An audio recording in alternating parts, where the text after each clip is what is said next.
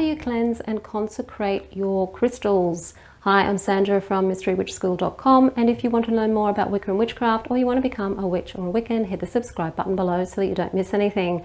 This video is all about cleansing your crystals, your gemstones, those rocks that you work with for energy work. You can work with crystals for healing, you can work with crystals for cleansing an environment or bringing in a certain type of energy into an environment, and you can also use them for spellcraft as well. But crystals have, of course, their own energy. Each one is different, even if they're a similar type, and you will want to cleanse them when you first get them, and if you use them a lot for magic, you'll also probably wanting to cleanse them after you've finished using them as well. Now, they say there's some crystals that are self-cleansing and that you can use to cleanse other crystals, such as amethyst, for example, or selenite, for example. Yet it's still always good to cleanse your crystals of any energy of any other people who may have been handling them if you've just bought them, and just simply to neutralize the energy so that you can start working with them with your own energy. So there's different ways that you can do this. Now, some crystals don't like water, for example. So using water to consecrate or cleanse selenite, for example, will result in you not actually having much in the way of selenite to work with, because it dissolves in water. Turquoise doesn't like water. It'll go green if you put it in water over and over again. So there's a lot of the very porous crystals or the very soft crystals don't necessarily like water. So water isn't always a good idea to cleanse your crystals with.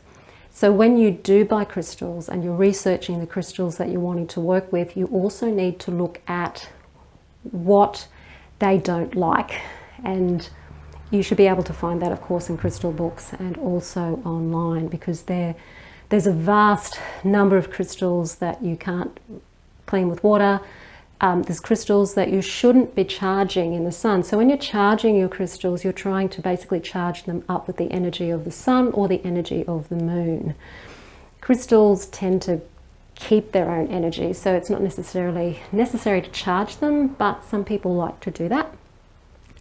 If you are dealing with the quartz family, for example, you do not want to be charging these in the sun or in the direct sunlight very often, because they fade. The color will fade. If you put amethyst in the sun, if you leave it in the sun, or if it gets exposed to the really hot UV over and over and over again, it will fade. So it's not the best way to cleanse the quartz family. Okay, especially the colored quartz. Lunar is great because the moon doesn't fade anything. It's not going to cause issues with porous crystals. So the moon is pretty safe to use if you're wanting to charge it with lunar energy. But when it comes to cleansing and consecrating, by far the safest way to do it, if you're not quite sure whether your crystal's water friendly or not, is to use incense and smoke it. So use incense like frankincense. You can use myrrh, dragon's blood, sandalwood to cleanse your crystals. It's the safest way to go because the smoke isn't going to cause any damage to your crystals. So I'd recommend go the smoke if you are in doubt about whether your crystals are going to be able to tolerate water or not. Because a lot of people do say put them under water, and that's not always the best thing to do. So I would say go with the smoke. You can also put them quite high above a candle flame so that you're consecrating them with heat. That's another way that you can do it.